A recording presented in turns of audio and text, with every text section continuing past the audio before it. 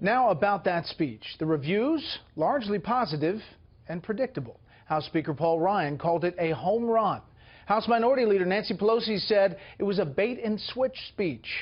President Trump advocating for a new health care plan. We will talk live with HHS Secretary Tom Price here in studio about that in just a few minutes.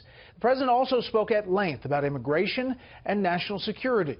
We are told the president's next executive order on those subjects has been pushed back a bit.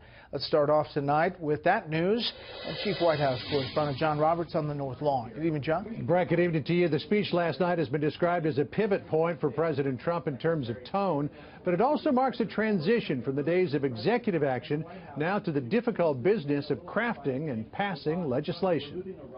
Thank you very much. We're just here to start the process. It begins as of now, and we think we're going to have tremendous success. And thank you very much. President Trump set the table with his speech last night. Today it was time to eat. A lunch meeting with Republican leaders to chew over the bold agenda the president outlined to Congress. Dying industries will come roaring back to life. Heroic veterans will get the care they so desperately need. Our military will be given the resources its brave warriors so richly deserve. Crumbling infrastructure will be replaced with new roads, bridges, tunnels, airports, and railways gleaming across our very, very beautiful land. If the president hopes to win re-election 3 years and 8 months from now, he'll need to make good on at least a few of those promises. That will require drive and discipline from the Republican leadership, particularly since Democrats don't seem inclined to jump on board what the president was selling. He's given a whole lot of speeches, and we've seen that the speeches and the reality don't match. I'll say yes when he comes up with something that is really helps working people and says, I want to work with Democrats. Here's my proposal. This was Steve Bannon on steroids with a smile. Steve Bannon is the president's chief strategist and co-writer of both last night's speech and the much darker inaugural address. Last night, President Trump was far less divisive than in speeches past, more the deal maker than the slash and burn politics of the campaign, even reaching out to Congress to tackle immigration reform. I believe that real and positive immigration reform is possible.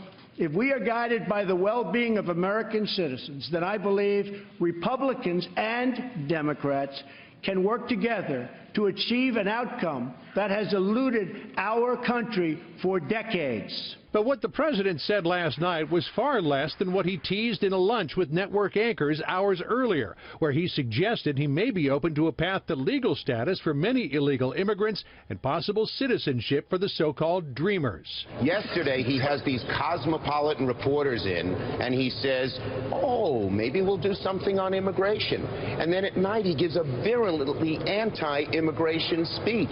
While Democrats complained, President Trump received generally high marks for the speech. Not wanting to sour the afterglow, the White House put off signing a new executive order on the immigration ban today. Now it likely won't happen until next week. And the White House has made another change to the pending order, adjusting Iraq's status on the list of 7 nations included in the temporary visa ban. Fox News has learned that while Iraq won't be totally removed from the list, it will be placed in a, quote, different category.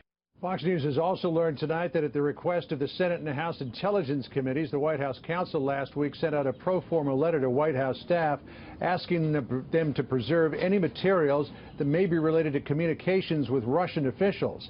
But as we remind you of that, Brett, the FBI, you'll recall, told the Chief of Staff, Reince Priebus, a couple of weeks ago that there was no evidence that anyone at the White House other than Michael Flynn may have had contact with Russian officials. Brett? John Roberts, live at the North Lawn, home to President Trump.